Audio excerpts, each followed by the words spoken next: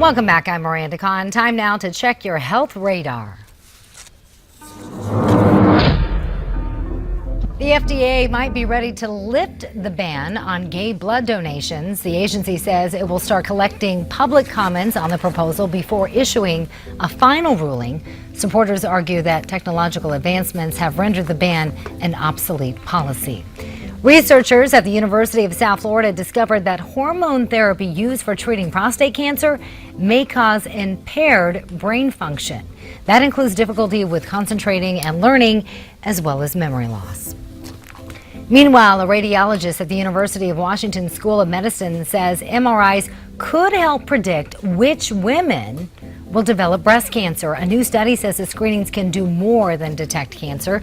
Researchers say the scan reveals particular features that show which women are at high risk.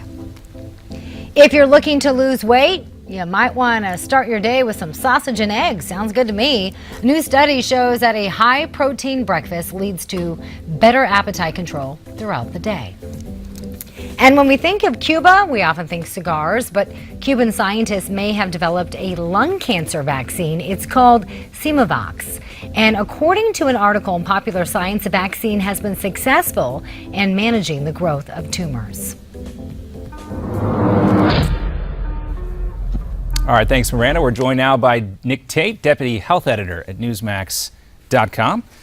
Nick, it's good to have you with us. Good to be here, John. All right, so a couple things we want to talk about. There has been some reports this week, including the Washington Post, talking about this. A new machine could very soon, perhaps, maybe replace anesthesiologists. Quote, more advanced medicines are in the works. Researchers are testing a device that can fully automate anesthesia for complicated brain and heart surgeries, even in children.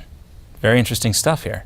Yeah, but I have to say, I think that some of the reports have been a little breathless. I don't think we're quite at the point where robots are going to be replacing doctors. But this new machine actually has been pretty effective. Anesthesiology is really more of an art than it is a science. It's tricky. If you give too little sedation, the patient doesn't quite go out. Too much, and the patient could die. So this machine regulates the levels and monitors them constantly. And I think I've read before that for all the doctors out there, anesthesiologists have some of the highest malpractice insurance because of what you just mentioned. That's exactly right. They are also among the most highly paid specialists. I think the average salary is about $277,000. So they are concerned as a group about this new machine. But in fact, it's proved pretty promising. It has a lot of things going for it. It does closely monitor the patients. It is done with an anesthesiologist or a nurse present or nearby in the event that there is a problem, and they're a lot less costly to use. 150 to 200 procedure compared to about $2,000 for an anesthesiologist. So I think we're going to see more use of them, but will they replace doctors remains to be seen. Okay, so we'll keep an eye on that. We also want to talk about strokes. It's often described as a disease that strikes older people, but now new data suggests that strokes are on the rise in younger people too. What's behind all this? That's right. They think that obesity is a contributing factor, and inactivity. Not a huge surprise, but new research shows that men between the ages of 40 and 54 have had about a 50% increase in strokes in just the last 15 years. For women, about 30% more are being hospitalized with strokes over that period of time too. So the message is know what the risk factors are. You got to eat a healthy diet, get regular exercise, and what some of the stroke symptoms are. Right. You need to pay attention if you're, you're younger. Let's talk about that a little bit, because you might think of the stroke symptoms, of course, but when you're younger, you wouldn't think you're having a stroke, since that's so often associated with folks of an older age. That's exactly right. I mean, the principal things to look for are loss of balance, sudden loss of balance. There's a list that Be Fast is an acronym that experts have come up with. Check for balance issues if you're having vision problems, if your face is drooping, particularly on one side, could be a stroke.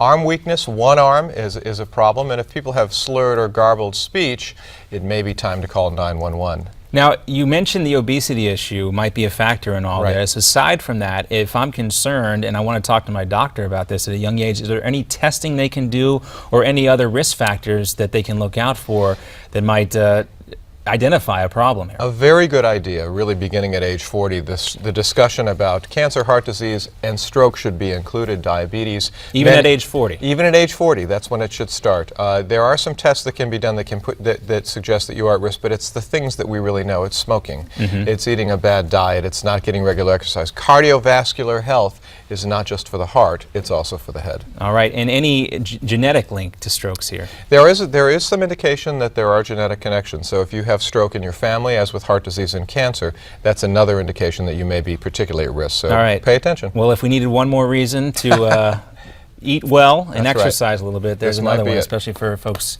who aren't expecting a stroke at this stage in their life. Nick Tate, thanks so much for being with us. My pleasure, John. All right. Of course, you can learn more about being a baby boomer, surviving being a baby boomer. You can go to babyboomers71.com to get the DaVinci Baby Boomer Survival Guide, co-authored by Nick Tate. So it's good to have him with us. Much more to come here on Newsmax Now. We're going to continue to monitor the situation in Philadelphia, and also we have an exclusive interview coming up with Dick Morris talking about this Trans-Pacific Trade Partnership and why the president and Republicans and leaders in the Democratic Party are having a little trouble with this issue. That ahead here on Newsmax Now.